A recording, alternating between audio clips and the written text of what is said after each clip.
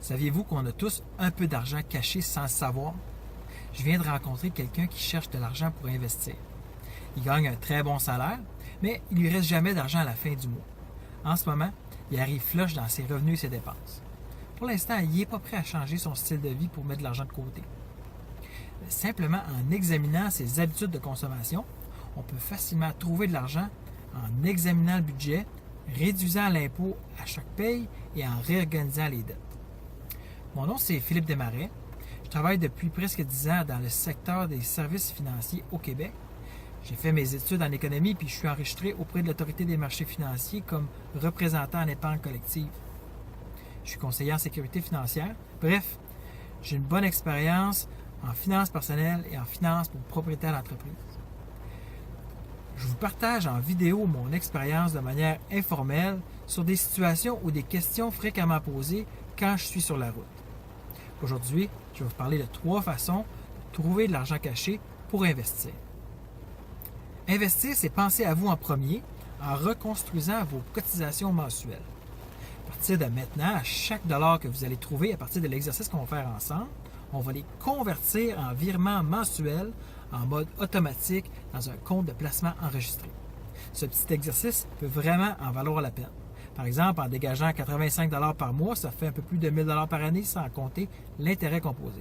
Après seulement 5 ans, un taux de rendement hypothétique de 5 %, cette économie pourrait possiblement valoir plus de 5 700 $.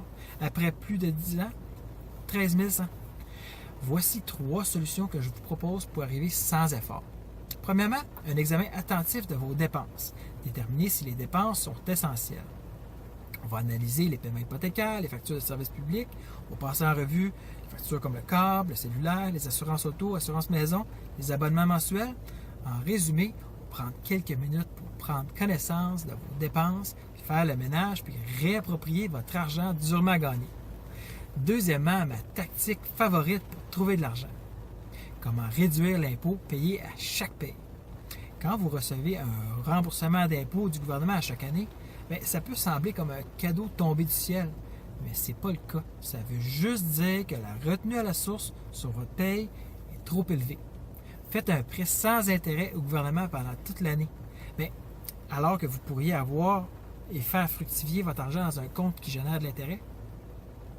La solution, bien, si vous faites partie de ceux qui ont des retours d'impôts en fin d'année, vous pourriez faire une demande à l'Agence de revenus du Canada pour faire réduire les déductions à la source.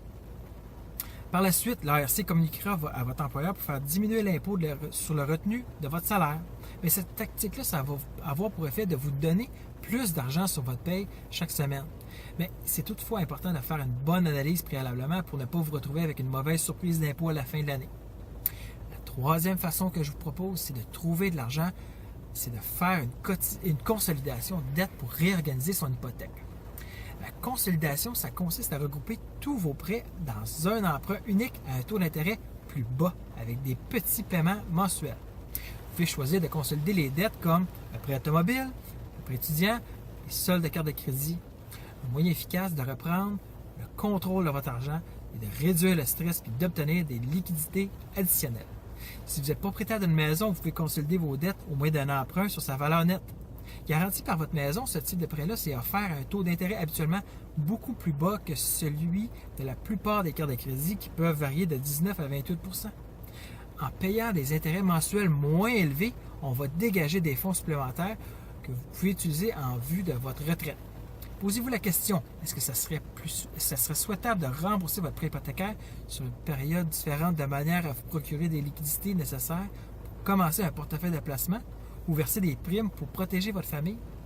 Mais par exemple, si vous avez accumulé une valeur nette dans votre maison, bien, il serait avantageux d'utiliser cette valeur nette-là pour cotiser à votre REER ou établir un régime d'épargne-études pour vos enfants.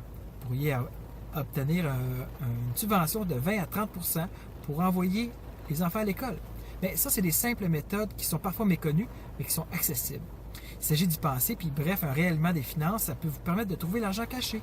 Si vous avez aimé le sujet, n'hésitez pas à partager ou commenter cette vidéo. N'oubliez pas que sur la route des finances, il n'y a pas de limite de vitesse à part celle que vous vous mettez. Alors, allez-y à fond, mais soyez prudents.